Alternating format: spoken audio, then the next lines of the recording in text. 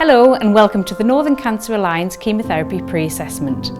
To help answer some of your questions and to help you understand what to expect throughout your treatment, we've created these videos. There are 5 chapters to the film and we'll be covering these topics. What is chemotherapy? What you can expect on the day, side effects, emergencies, what happens after chemotherapy. You'll have time to individually discuss any questions with the nurses here. The films will also be available to watch again at home. You can show these to any of the relatives, carers or friends who are not here with you today, and they might find this helpful so they can understand your treatment. Let me introduce you to the team who are now going to take you through the rest of the film.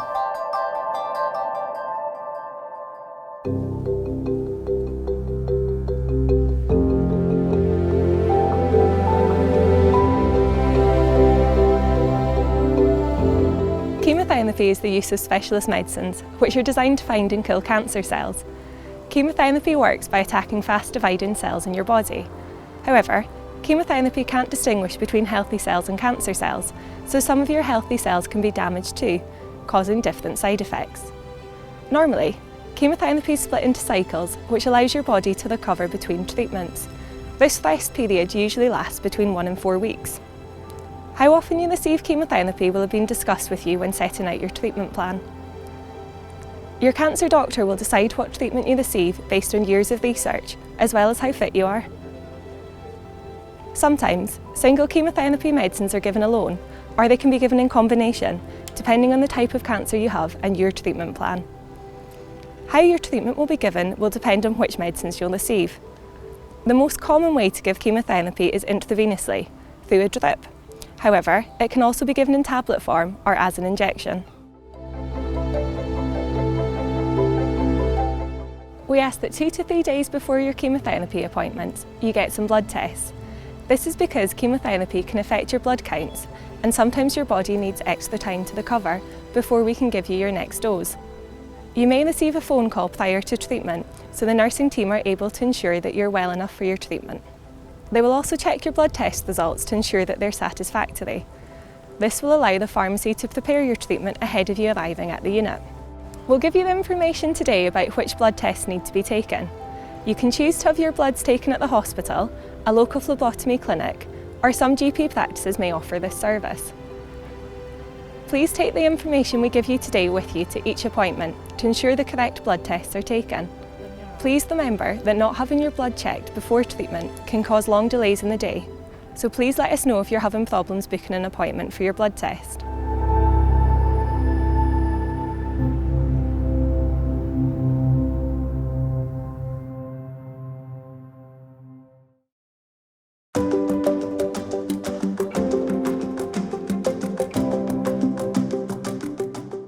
On the day of treatment, please bring with you your usual medications and take them as normal. Your doctor will tell you if you needed to stop taking any of your medication before your treatment started. However, do let us know if you're on any blood thinning medication. You can also bring in with you any drinks or snacks you would like. We also recommend you bring something to keep you entertained. This could be a book, an iPad or a tablet, as some treatments may take several hours. Please arrive at your appointment on time and check in at the desk. We aim to bring you into the unit for your appointment time, but please be aware that due to the nature of anti-cancer treatments, we can unfortunately experience delays when providing care for potentially unwell patients. The nurse in charge will endeavour to keep you updated if there is a delay on the unit. When you're brought into the unit, your nurse will check your weight to make sure we have the correct dose of treatment for you. The nurse will then check your observations, including blood pressure, oxygen levels and heart rate. Your nurse will then complete a full assessment with you prior to commencing your treatment. During this assessment, they'll ask how you're feeling today and how you've been feeling since your last treatment. This gives you an opportunity to let us know about any problems which you may be experiencing, or if there's anything you're concerned about. Now, it is important to be honest with your nurse, as they can help manage any side effects that you may be experiencing. The nurse will also be checking the results of the blood tests you had 2 to 3 days before your treatment. If your nurse identifies any issues with how you've been managing since your last treatment, or with your blood test results, try not to worry. It's likely to be something we can help you to manage, but could mean that there needs to be a pause in your treatment or a reduction in the dose which you receive. Allowing side effects to go unmanaged can increase the length of time which you have these side effects, and some may be permanent. Treatment may need to be discontinued permanently if you go on to develop serious, harmful side effects. You'll also be given a telephone number which is available to call 24 hours a day if you're feeling unwell in between treatments. If you're having intravenous treatment, a nurse will then place a needle into your hand called a cannula for the treatment to be given through. This is a relatively straightforward procedure and shouldn't be too painful. We place the cannula into the back of your hand if possible so that we can keep a close eye on it. This is to make sure that the treatment does not leak out of the vein, as this can cause discomfort and damage the skin. This is called an extravasation. This can be very serious and you must inform a member of staff immediately if you notice pain during your infusion or swelling around the site of the cannula. You may be advised to have a central line inserted prior to your treatment. This may be recommended if it's difficult to access your veins or if you're having chemotherapy which needs to be given via a central line. Depending on the chemotherapy regime you're having, we may then give you medicine that could help manage symptoms, make the chemotherapy work better, or reduce the risk of an allergic reaction before starting the treatment. Following this, your chemotherapy will be given. Some people don't have intravenous chemotherapy and may have an injection or receive some chemotherapy tablets instead. Depending on your chemotherapy regime, you may then be given medicines to take home to again help manage side effects. Your nurse will explain how to take these medicines.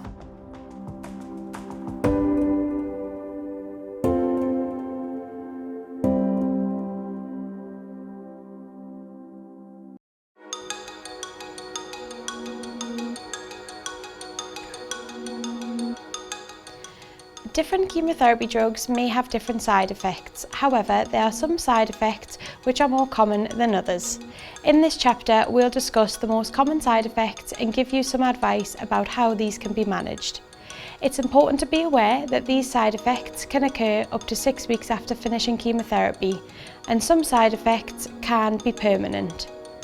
If there are any specific side effects to the treatment that you will be receiving, we will discuss this after the film. Chemotherapy can cause a wide range of complications that you should be aware of. This is often due to the damage they cause to healthy cells within the body. This is why we test your blood before every treatment, as sometimes your organs can be affected without any obvious side effects. Fatigue is a common side effect of chemotherapy. It's a feeling of tiredness or exhaustion. This can be caused by the treatment or by the cancer itself. Fatigue can be managed, and in most instances, fatigue will improve following the end of treatment. Here are some handy tips on how to manage fatigue. Keeping active usually helps to increase your appetite, gives you more energy, and also helps you to sleep better. It could be useful to set yourself some goals, no matter how big or small. For example, completing a lap of your garden or taking the stairs where possible. Eating well helps you to maintain a healthy weight, which can give you energy and increase your ability to carry out day-to-day tasks. If you feel like your fatigue is becoming unmanageable, please discuss this with your nurse on the day unit or call the alert helpline. We just mentioned the importance of eating well, but some chemotherapy can make you feel sick, and this is called nausea. There are different causes of nausea in chemotherapy. Some nausea is caused by nerves in the stomach, some is caused by chemotherapy receptors in the brain, and sometimes it can be triggered by emotions such as feelings of anxiety. As part of most chemotherapy regimes, you will be discharged home with tablets that help to prevent nausea. There are many drugs which work to do this, so if you find that you are taking anti-sickness medications and still feeling sick, please let your nurse know or call the alert helpline. There may be different drugs which we can offer to help this. Some tips for managing to eat at home while suffering with nausea include eating little and often. If you fancy something, have it. Relax before you have something to eat, and try not to drink a lot of fluid before you sit down to have some food. Skin changes can sometimes occur when having chemotherapy. Some patients may develop a rash on any part of the body or may have itchy or dry skin. Please tell us if you are experiencing skin changes, as your doctor may be able to prescribe some medications and creams to help. It's important to look after your skin throughout your cancer treatment.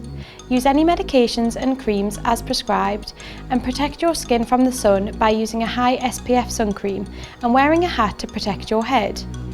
It's also advised to avoid spending prolonged periods of time in the sun. Some chemotherapy treatments may affect the cells which line your mouth, causing pain in the mouth and mouth sores or ulcers. Less commonly, people may develop an infection in the mouth. We recommend regular mouth care, which may include using a regular alcohol-free mouthwash. Please ask your nurse about this, as we can provide a prescription mouthwash if required. Brushing your teeth twice per day using a soft toothbrush.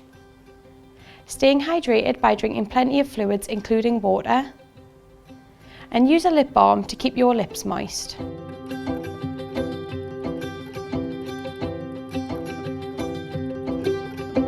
Bowel changes are a common side effect of chemotherapy. If diarrhea is commonly associated with your type of chemotherapy, we may give you some anti-diarrhea tablets to take at home. However, loose stools can sometimes indicate that you have an infection, and we may need to take a stool sample to exclude this. Please call the emergency helpline if you are experiencing loose stools. Some patients may also develop constipation, which may or may not be accompanied with abdominal pain. If you are passing stool less often than normal, call the emergency helpline. Your doctor may be able to prescribe some medications to help. Experiencing a loss of appetite is not uncommon during chemotherapy. Sometimes people undergoing chemotherapy report taste changes too. This is because certain treatments can cause changes to the cells in your mouth and saliva. This can sometimes affect your appetite, as you might go off all foods that you would normally eat. If your loss of appetite is causing you to lose weight, it is important that we know so that we are able to help with this.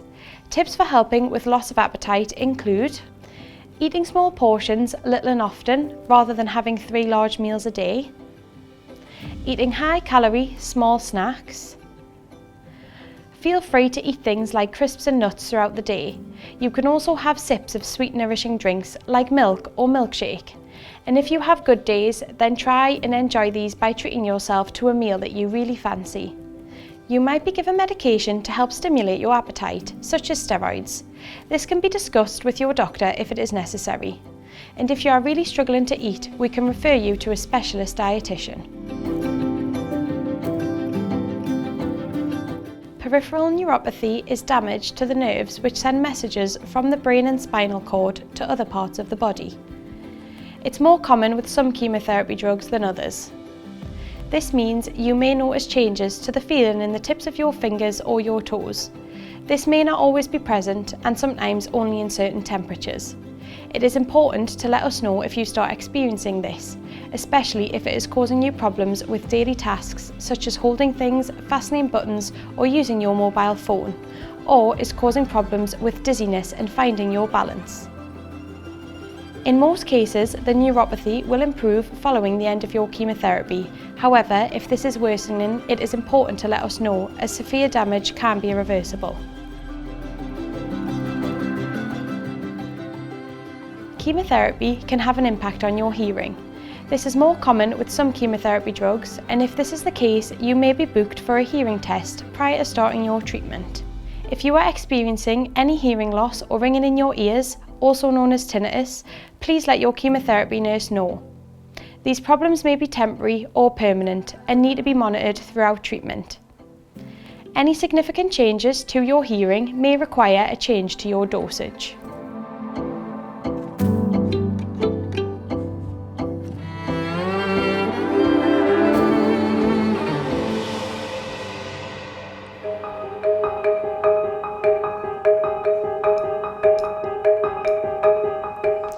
Cancer and its treatments can change your body and appearance. Some treatments may affect your skin, nails, eyelashes and body hair. Changes to how you view your body might lead to feelings of less self-worth, feeling unhappy or feeling uncomfortable. Most of these changes are likely to be temporary, such as hair loss, weight loss or gain. However, some changes throughout your cancer treatment, for example surgical scars, are permanent. This also includes changes which aren't always visible to others, such as your fertility. There are ways to help you to manage your body changes and to help improve your confidence. Please speak to your nurse who can help you with this. They can give you support and tell you about other helpful resources. You will need time to recover from treatment and to adapt to body changes, especially if they're permanent. So, make sure that you regularly take time out to do nice things for yourself. This could just be having a relaxing bath or spending time with loved ones. Not all chemotherapy causes hair loss. However, coping with hair loss through treatment can be difficult. There is a lot of support available to those experiencing hair loss. Depending on your diagnosis and the treatment you are having, we may have offered you scalp cooling at this point if appropriate. This can sometimes help you to retain your hair, but there are some risks involved with scalp cooling which the nurses can discuss with you. There are also some things you can do before starting treatment to prepare you for the hair loss. For example, speaking to family and friends about this, as sometimes it is the reactions of others that can be difficult. We can also offer practical advice to make losing your hair as comfortable as possible. There is also the option of wearing a wig, which you can discuss with your chemotherapy nurse, and they can provide you with the information and submit a referral for you. Your diagnosis and treatment may have an impact on your sex life. This may be due to physical reasons such as tiredness or for emotional reasons. There can be ways to improve your sexual well-being and to manage any problems, but sometimes this gets forgotten because there are other things to cope with when you have cancer. It may also be ignored because you feel embarrassed or worried when talking about sex. Please feel able to ask any questions to your team throughout your cancer treatment. It's perfectly normal for people to worry about having safe sex following cancer diagnosis and treatment. Please remember that you are not able to pass cancer on to your partner during sex. However, it is also important to use barrier methods like condoms and cervical caps, as small amounts of chemotherapy may be in your bodily fluids.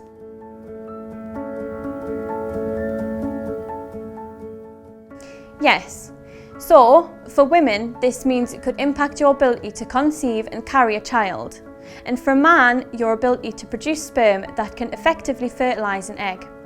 Fertility and options for this may have previously been discussed with your doctor when they discussed your chemotherapy plan. Chemotherapy can cause temporary or in some cases permanent infertility, and there are options in place to help support you through this. Your cancer doctor will explain the possible risks to your fertility. If having children is important to you, they may refer you to a fertility clinic before you start treatment. Fertility preservation takes a few weeks, and on some occasions your cancer treatment may need to start urgently. Staff at the clinic can talk to you about ways of increasing your chances of getting pregnant in the future. A specialist fertility counsellor will also be available for support. A new cancer diagnosis can be tough for both you and your surrounding friends and family.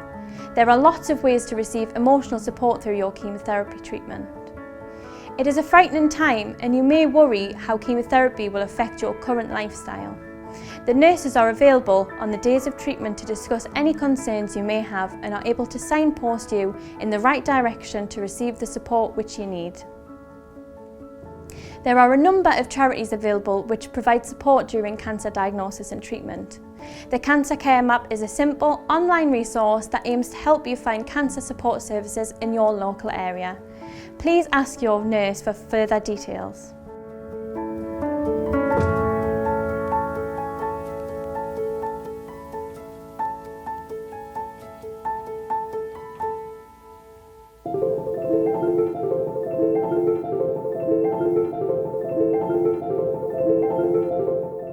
Emergencies can sound scary, but it's an important thing to discuss, just in case.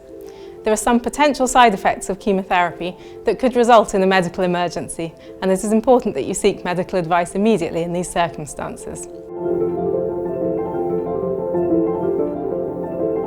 Your immune system is particularly impacted during chemotherapy. Our white blood cell counts, which help to fight infection, are lower when receiving chemotherapy, which is why we advise that all patients receiving chemotherapy check their temperatures daily to look for a temperature spike. A spike is when your temperature goes above 37.5 degrees. It can be dangerous and a potential sign of life-threatening infection, also known as sepsis.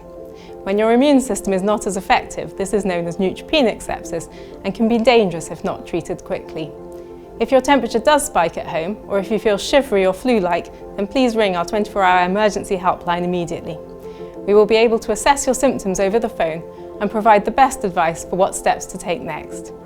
If you require medical attention, we'll advise you where to go based on your location and what you need. We suggest that you minimise the risk of catching any infections by avoiding crowded areas, busy public transport or supermarkets. It is important to maintain good personal hygiene and carry out effective hand washing where possible, as well as avoiding unwell friends and family members. During cancer treatment, you're at an increased risk of developing a blood clot. They usually develop in the leg and are known as deep vein thrombosis, or in the lungs, which are known as pulmonary emboli. A deep vein thrombosis is the most common type of clot. The most usual and sometimes only sign is leg pain. Other symptoms of a blood clot in the leg include a red, swollen or hot to touch leg. Although less common, clots can also present in the arms, especially if you have a central line in place. Clots in the lungs may present with a new cough, shortness of breath, coughing up blood and pain in the chest, particularly when breathing in. Feeling dizzy, lightheaded or blacking out can also be a sign of a lung clot. If you notice any of these symptoms or if you are concerned, it is important to phone the alert helpline so that we can carry out the right investigations and start effective treatment. To help prevent blood clots, it is important to try and keep active, not sit for prolonged periods of time without moving, and to maintain a healthy weight. Quitting smoking also reduces your risk of developing a clot. Sometimes we give treatment called anticoagulation to help prevent blood clots. This is often in the form of a daily injection. If your team thinks you may be at a high risk of a blood clot, they may suggest that you take a small dose of anticoagulation throughout your chemotherapy treatment to help prevent blood clots. If you have had a blood clot in the past, or you know that you're at a higher risk, please let your team know. Some other emergencies will require immediate medical intervention. So please remember that if you or your relative is having chemotherapy and becomes unwell at home quickly, or experiences any severe chest pain, then please phone 999 and ask for an ambulance.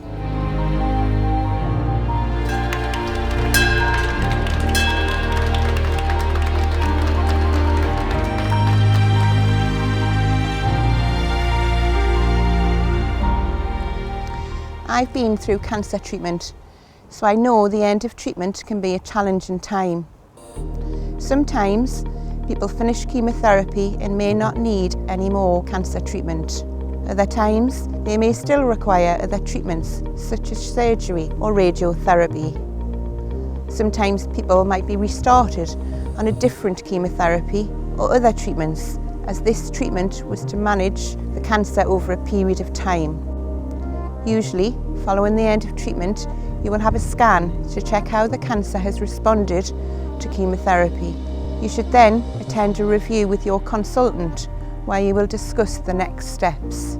You might still have side effects following your treatment, and it may be several months before you start feeling like your new normal self. Some side effects might be permanent, and we can give you advice on managing these at home. If you become unwell after treatment has ended, we still advise you to use our alert helpline up to 6 weeks after finishing chemotherapy. However, this may vary depending on the type of cancer you have, so please follow the advice of your doctor or specialist nurse. Often, people go from having lots of appointments and input from cancer specialists to much fewer. This can cause feelings of stress and anxiety and is normal. You might also be anxious about other things, for example, returning to work. You are still able to access support services and will still have a point of contact following treatment. The Cancer Care Map is a simple online resource that aims to help you find cancer support services in your local area. We hope you found this helpful and we wish you all the best with your treatment. Please take the opportunity now to ask the nurses any questions that you may have.